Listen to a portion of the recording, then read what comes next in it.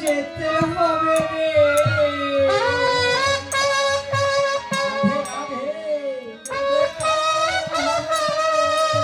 আমার একা একা যেতে হবে রে।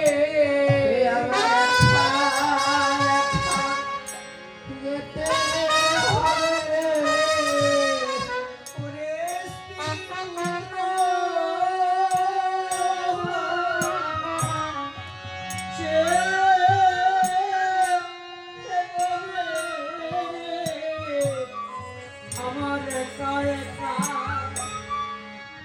যেতে হবে।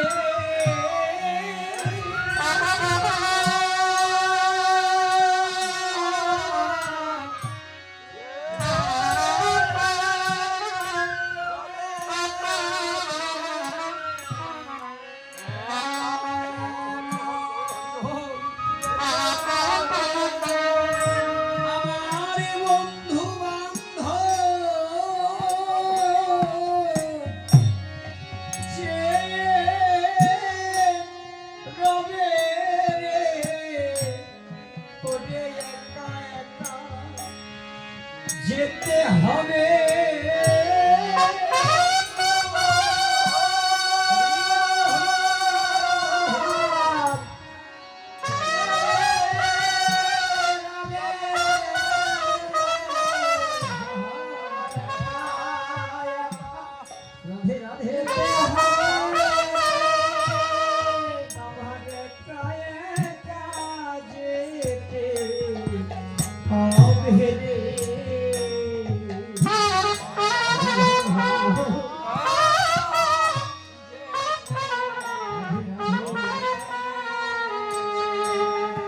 আমার এই দেহ প্রাণ যাবার কালে রে।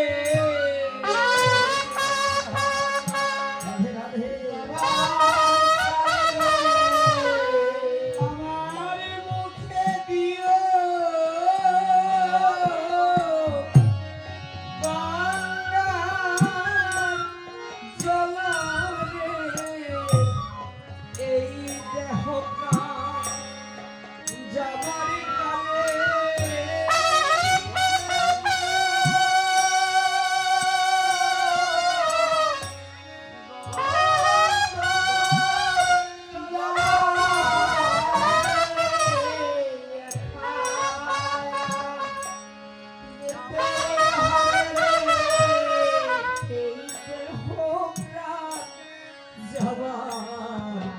কালে রে।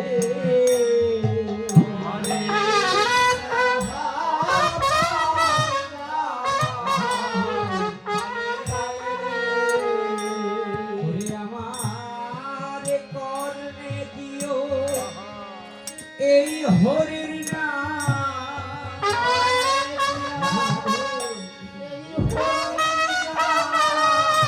আমার কর্ণে দিও এই হরির নাম।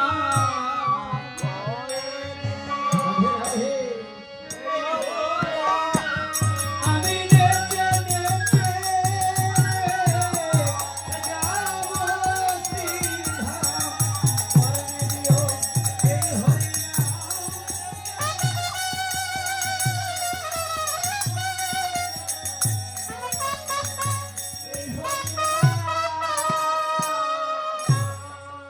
হরে কৃষ্ণ হরে কৃষ্ণ কৃষ্ণ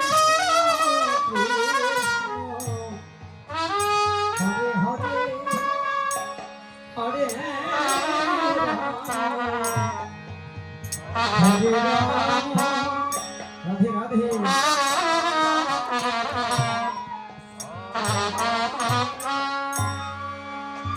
এমনি ভাবে সারথি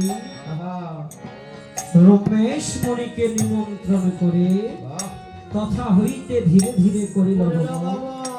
আবার বৈশিষ্ট্য মুনির সাক্ষাতে যে দিয়েছে ওরে নিজ কুল পুরোহিত বৈশিষ্ট্য ব্রাহ্মণ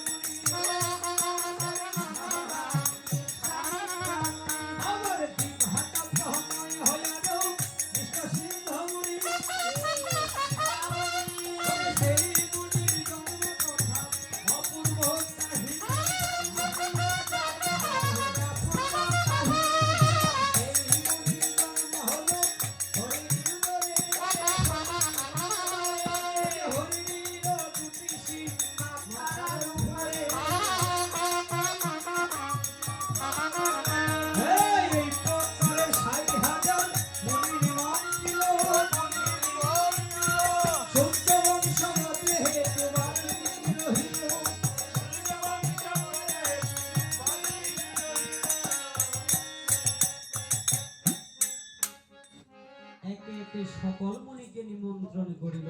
আহা আর ভুলক্রমে সেই এই বালুর বালুর তলের মনি বাকি রইল। আরে বালুর তলের মণি নয়, তাইলে সে হয়েছে মহামণিগণ। আরে আজকে যে রোডে দিয়ে আইছি আমার কান্ডি ধ্যান আমি না খাই কিছু এই নাক দিয়ে যদি মানুষ শ্রবণ করে, হ্যাঁ রে বাছা। কি বলেছে বাছা বাবা, তাই না? সকলকে পত্র দিয়ে সারথি ধীরে ধীরে করিল গমন।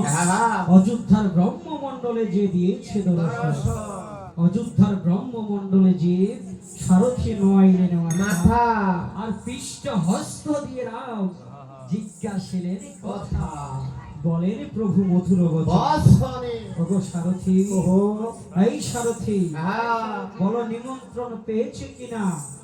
60 টাকা ব্রাহ্মণে।